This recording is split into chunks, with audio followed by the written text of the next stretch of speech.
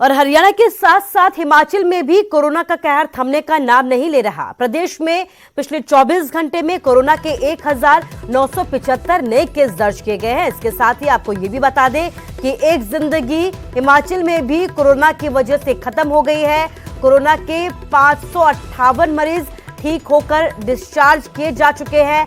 Active केसों की अगर बात की जाए, जो हिमाचल में एक्टिव केस हैं उनकी संख्या 9,529 है। इसके साथ ही ये भी बता दें कि प्रदेश में कोरोना की वजह से अब तक 3,872 लोगों की मौत हो चुकी है। और अब एक बार फिर से बड़ी ही तेजी के साथ हिमाचल में कोरोना का कहर जो है वो बढ़ता जा रहा है। 24 घंटे में 1,975 नए केस सामने और इसके साथ ही एक की मौत हो गई।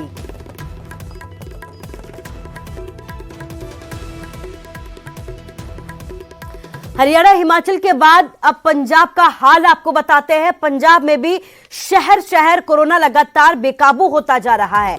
कोरोना के 7,642 नए केस पंजाब में दर्ज किए गए हैं। इसके साथ ही 21 मरीजों की मौत हुई है।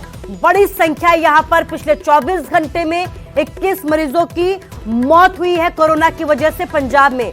लुधियाना में 1,808 नए केस सामने आए हैं।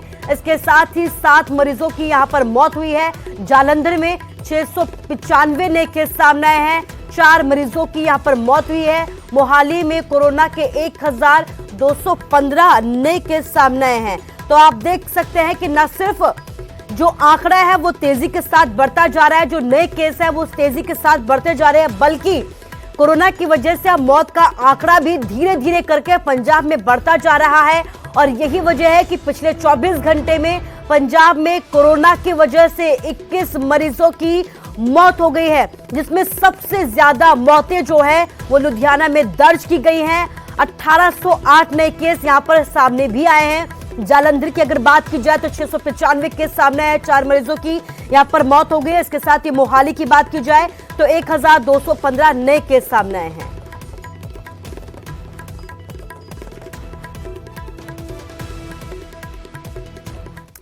तो कोरोना काल में यहां पर रैलियों पर पाबंदी भी रह सकती है, क्योंकि चुनावी साल है। कोरोना के बढ़ते मामलों को लेकर अहम फैसला जो है वो चुनाव आयोग ले सकता है। चुनाव आयोग की आज एक अहम बैठक है। 15 जनवरी तक रैलियों और रोड शो पर प्रतिबंध लगाया गया था। चुनाव आयोग की कोविड समीक्षा बैठक आज एक बार फिर होगी। आपको बता दें कि चुनाव आयोग ने पंजाब, उत्तर प्रदेश, उत्तराखंड, गोवा और मणिपुर में 15 जनवरी तक सार्वजनिक रैलियों पर, रोड शो पर, नुक्कड़ सभाओं पर प्रतिबंध लगाया है, जिसका राजनीतिक पार्टियों की तरफ से जो है लगातार विरोध भी किया जा रहा है। और यही वजह है कि एक बार फिर से चुनाव आयोग की एक अहम बैठक आज होने जा रही है। रवि मिश्रा हमारे संवाददाता हमारे साथ जुड़ गए। रवि, आज एक अहम बैठक चुनाव आयोग की, क्या कहा जा रहा है, क्या कुछ अपडेट है, क्या कुछ जानकारी आपको मिल रही है कि आज क्या कुछ अहम फैसला चुनाव आयोग की तरफ से लिया जा सकता है? जी बिल्कुल कुसुम, देखिए साफ तौर पर जिस तरीके से चुनाव आयोग ने बीते पिछले कुछ दिनों तमाम 5 राज्यों के जो चुनाव की तारीखों की घोषणा की, तो उस घोषणा के दौरान चुनाव आयोग ने सबसे महत्वपूर्ण बात ये बताई थी कि जो रोड शो है, जो साइकिल यात्रा है, पद यात्रा है, साइकिल यात्रा है, तमाम यात्राओं पर, तमाम जो प्रचार प्रसार पर रोक लगा दी जाएगी। और ये रोक लगी रहेगी 15 जनवरी को। और 15 जनवरी के बाद आज जैसे कि वो तारीख है, आज एक रिव्यू बैठक बुलाई गई है, मीटिंग बुलाई गई है चुनाव आयोग द्वारा। और इस बैठक में ये तय किया जाएगा कि क्या आगे इन जो बंदिशें लगाई गई हैं 5 राज्यों में, इन बंदिशों को खोला जाएगा। क्या रैलियों को, बाइक रैली को, पद यात्रा को मंजूरी दी जाएगी। क्योंकि चुनाव आयोग ने सबसे पहली एक महत्वपूर्ण बात ये कही कि चुनाव संपन्न कराना और समय पर संपन्न कराना हमारी एक प्राथमिक जिम्मेदारी है, मगर कोविड को देखते हुए जो गाइडलाइंस है उसको सख्ती के साथ तमाम जो राजनीतिक दलों को मानना पड़ेगा। तो आज इस रिव्यू मीटिंग में ये फैसला किया जाएगा कि जो ये बंदिशें लगाई गई हैं इनको खोला जाएगा या फिर ये कंटिन्यू रहेंगे। ये जो रोक लगाई गई है कि तमाम जो पदयात्रा है, रोड शो है, रैली है, वो अब नहीं होंगी, तो ये आगे क्या इसको एक्सटेंड किया जाएगा या फिर इसको पर बंदिशों को हटाकर छूट दे दी जाएगी, ये भी देखने वाली बात है। मगर जो आसार हैं, जो सूत्र हैं, ये बता रहे हैं कि जो कंडीशन है कोरोना के तमाम केसेस जो राज्यों में बढ़ रहे हैं उसके मद्देनजर कहीं ना कहीं इलेक्शन कमीशन सतर्क और सचेत नजर आ रहा है और देखना यह होगा कि आज की बैठक में क्या कुछ निकलकर सामने आता है। जी रवि, इस तमाम जानकारी के लिए आपका शुक्रिया। तो वाकई में ये देखना बेहद अहम हो जाएगा कि आज की बैठक में क्या कुछ निकलकर सामने आता है, क्योंकि कोविड जो है वो बड़ी ही तेजी के साथ बढ़ता जा रहा है। कोरोना के आंकड़े बड़े ही हैरान करने वाले सामने आ रहे हैं। इस बीच कई राज्यों में चुनाव है और इसी के मद्देनजर चुनाव आयोग की तरफ से अहम फैसला लिया गया था। रैलियों पर जो सार्वजनिक तरीके से रैलियां की जा रही थी उन पर रोक लगाई गई थी, लेकिन इस बीच जो चुनावी पार्टियां हैं, सियासी दल हैं, जो उनकी तरफ से लगातार विरोध किया जा रहा था और यही वजह है कि आज एक बार फिर से चुनाव आयोग की एक अहम बैठक है। देखना यह होगा कि इस बैठक में चुनाव आयोग की तरफ से क्या कुछ फैसला लिया जाता है।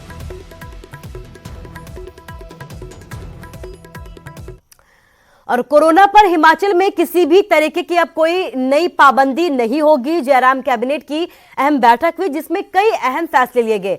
स्वर्ण जयंती ऊर्जा नीति को भी कैबिनेट की मंजूरी दी गई। नई नीति में क्लीन और ग्रीन एनर्जी पर खास तौर पर फोकस रखने की बात कही गई है। प्रदेश में बेहतर ट्रांसमिशन नेटवर्क बनाया जाएगा, यह अहम फैसला लिया गया है। स्वर्ण जयंती खेल नीति को भी कैबिनेट की बैठक में मंजूरी दी गई है।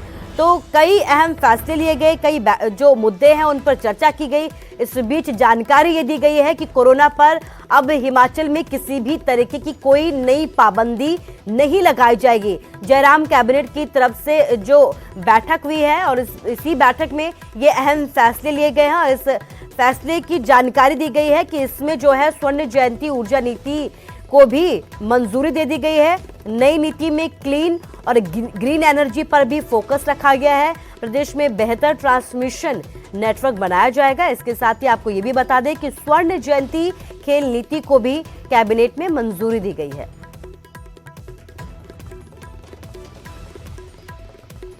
वो माननीय मुख्यमंत्री जी ने घोषणा की थी पहले और उसको स्वीकृति भी प्रदान कर दी थी।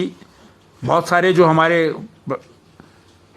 वाहन चालक है उनको रिलीफ दिया गया था, उसको आज जो है वो मंत्रिमंडल की स्वीकृति प्रदान की गई है, जिसमें जो है वो